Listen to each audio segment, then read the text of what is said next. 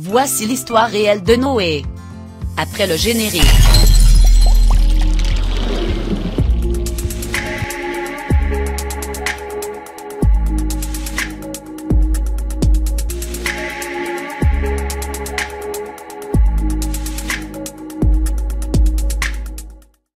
Noé est un homme juste. Il marche avec Dieu alors que les autres hommes couvrent la terre de leur méchanceté et de leur injustice.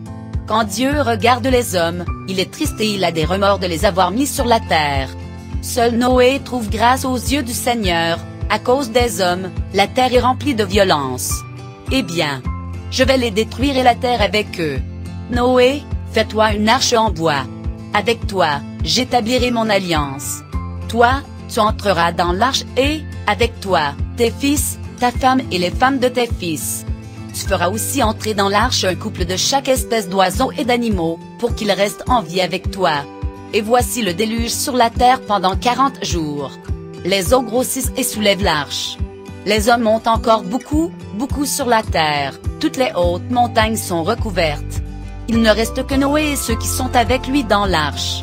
Après presque une année, Noé lâche une colombe. Elle ne trouve pas d'endroit où se poser et elle revient vers l'arche, parce que les eaux recouvrent toute la surface de la terre. 7 jours plus tard, Noé lâche de nouveau la colombe. Vers le soir, la colombe revient, avec dans son bec un rameau d'olivier tout frais. Noé comprend ainsi que les eaux ont baissé sur la terre. Il attend encore 7 autres jours et la colombe, cette fois-ci, ne revient plus.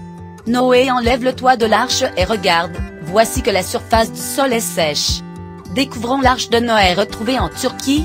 Un groupe d'explorateurs évangéliques chinois et turcs ont annoncé aujourd'hui qu'ils pensaient avoir découvert l'arche de Noé sur un sommet de quelques 4000 mètres du mont Ararat en Turquie. Ils affirment avoir retrouvé des restes en bois de la structure de l'arche dont la datation au carbone 14 remonterait à 4800 ans, époque présumée où l'arche aurait navigué. Nous ne sommes pas sûrs à 100% qu'il s'agit de l'arche mais nous le sommes à 99,9%, a déclaré Yong Wing-chong, réalisateur chinois de films documentaires à Hong Kong et l'un des 15 membres de l'équipe baptisée Na-Ark Ministry International. La structure de l'arche comporte plusieurs compartiments, certains dotés de poutrelles en bois, qui devaient abriter des animaux, a-t-il ajouté. L'équipe a exclu que l'emplacement de la découverte ait été habité puisqu'on n'a jamais trouvé, dans la région, de traces de présence humaine au-delà de 3500 mètres d'altitude. Les responsables trucs locaux vont demander au gouvernement de demander à l'UNESCO d'accorder à la région le statut de patrimoine mondial afin que le site soit protégé pendant toute la durée des fouilles, a indiqué Young. Selon la Bible, Dieu aurait déclenché le déluge pour laver la terre de sa corruption et demandé à Noé de construire une arche et d'y placer un spécimen de chacune des espèces vivantes. Toujours selon la Bible, lorsque les eaux de l'inondation provoquées par le déluge se sont retirées, l'arche s'est posée à sec sur l'une des hauteurs d'une chaîne montagneuse que certains chercheurs pensent être le mont Ararat. Découvrons le fabricant de la réplique exacte de l'arche de Noé vu l'emmener en Israël. Johan Weber est convaincu que son pays est menacé d'inondations imminentes et que nous sommes à la fin des temps. Son navire, dit-il, vise à rapprocher les gens de Dieu. Depuis 2 ans, la seule réplique grandeur nature en état de naviguer de l'arche de Noé au monde impressionne les passagers qui voyagent le long de la Meuse aux Pays-Bas. Construit selon les spécifications détaillées dans la Bible hébraïque, le navire de 118 mètres de long s'élève à une hauteur de 23 mètres. Les bois utilisés pour la construction a nécessité l'abattage de 12 000 arbres. Et sa forme particulière domine le littoral de la petite ville qui l'accueille au cœur de ce que l'on appelle la ceinture biblique du sud de la Hollande. Cette arche est devenue instantanément une attraction touristique internationale lorsqu'elle a été achetée en 2012, après 4 ans de construction, et ce, même en éclipsant certains navires de croisière modernes. Mais l'homme qui l'a construit, l'homme d'affaires et chrétien fervent, Johan Weber, est impatient d'emmener ce mammouth en Israël, un pays dont les problèmes et les succès, a-t-il dit, sont toujours présents à son esprit. Ma destination privilégiée pour l'arche est Israël, a déclaré Weber, 60 ans, hashtag au début du mois, sur le pont avant, où se dresse une représentation grandeur nature d'une girafe. Son amour pour l'État et le peuple juif, a-t-il dit, découle de la même impulsion qui l'a poussé à recueillir près de 5 millions de dollars pour construire l'arche. Cela peut sembler effrayant, mais je crois tout ce qui est écrit dans ce livre, du début à la fin, a-t-il dit en montrant du doigt une copie d'une traduction en néerlandais de la Bible hébraïque. C'est une copie du vaisseau de Dieu. C'est logique de l'emmener sur la terre de Dieu. Weber avait prévu d'emmener le navire en Israël peu de temps après son achèvement, mais des feux de forêt en Israël ont torpillé le voyage. Maintenant, il n'a plus les quelques 1,3 million de dollars nécessaires pour s'y rendre, l'arche n'a pas de moteur, et Weber doit louer des remorqueurs pour la piloter. Weber avait l'intention de faire naviguer l'arche jusqu'au Brésil, mais ce projet a également échoué. « J'aime la terre, j'aime le pays, j'aime le peuple », dit-il en parlant d'Israël. Ils n'obéissent pas, ils font ce qu'ils veulent, ils conduisent comme des fous, ils poussent en faisant la queue et ils n'écoutent personne. Tout comme moi. Mais Weber, qui a fait fortune en construisant des entrepôts, veut qu'on l'écoute. Il a construit l'arche, dit-il, pour montrer aux gens que Dieu existe. L'arche, que Weber dit avoir construite avec seulement 7 personnes en 4 ans, prouve que l'arche de Noé pouvait en effet être construite par cette figure biblique.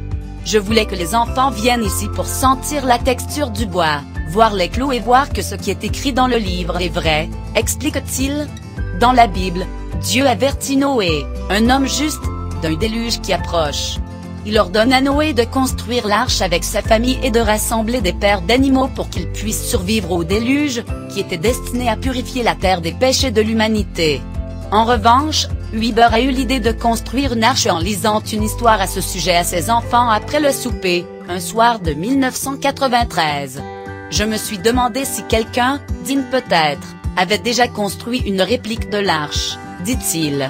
Et puis j'ai dit tout haut que si personne ne l'avait fait, je le ferais. La fille de Weber, Deborah, a annoncé la nouvelle avec enthousiasme à sa mère, l'épouse de Weber, qui est policière. Mais sa réaction ne fut guère plus qu'un rire incrédule. Elle a dit aux enfants qu'une fois que j'aurais fini de construire mon arche, nous pourrions tous partir en vacances sur la Lune, se souvient-il? 13 ans plus tard, Weber achève sa première réplique de l'arche de Noé, surnommée l'arche de Johan par les médias néerlandais.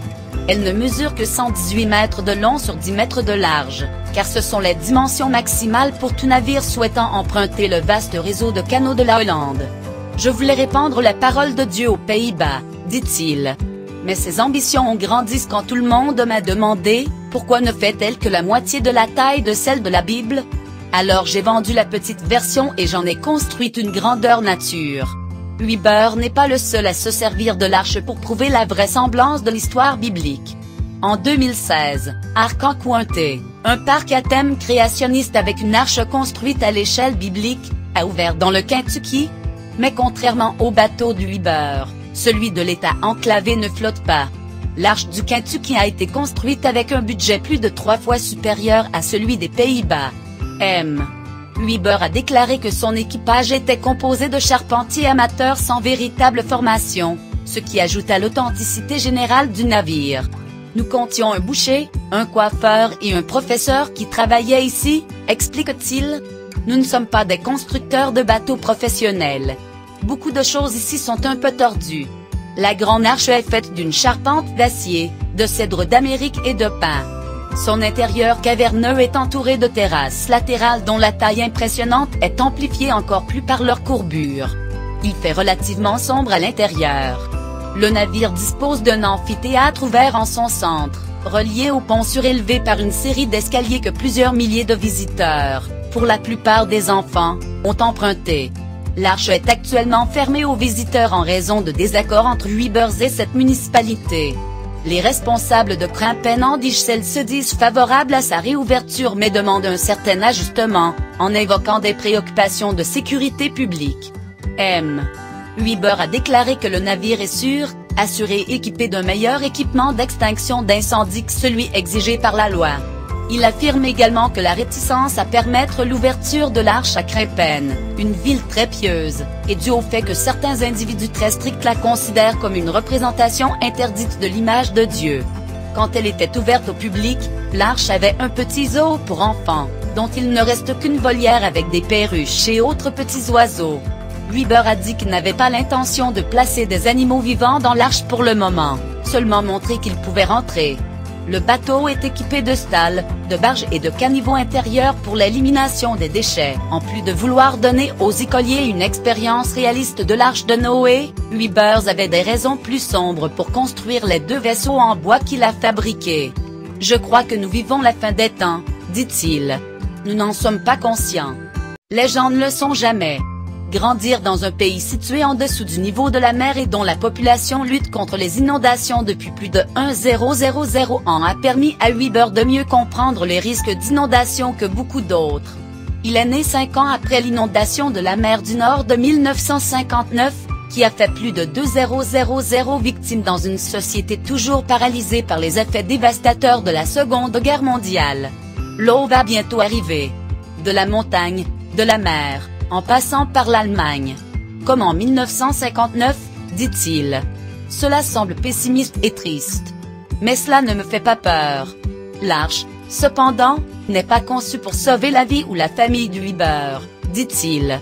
Peut-être que oui, qui sait, mais sa finalité n'est pas ma survie, dit Weber. C'est pour éduquer, pour nous rappeler que notre monde change, qu'il continuera à changer, comme nous le voyons maintenant à cause du réchauffement de la planète, de l'élévation du niveau de la mer, des incendies. Alors qu'il se prépare à amener l'arche en Israël, il s'occupe d'un autre projet concernant l'eau et la Terre Sainte. Weber a conçu un système gravitaire qui, selon lui, transporterait l'eau des usines de dessalement côtières à travers le désert jusqu'à la mer Morte qui ne cesse de se réduire. En cas de calamité, Weber garde quelques bateaux pour ses familles, dit-il, notant que l'un d'eux peut contenir 100 personnes. On réussira peut-être à sauver le quartier un jour, a-t-il conclu. N'hésitez pas à nous donner votre avis dans les commentaires. Abonnez-vous et activez la cloche de notification pour rester connecté. Encore TV, le chemin de l'information.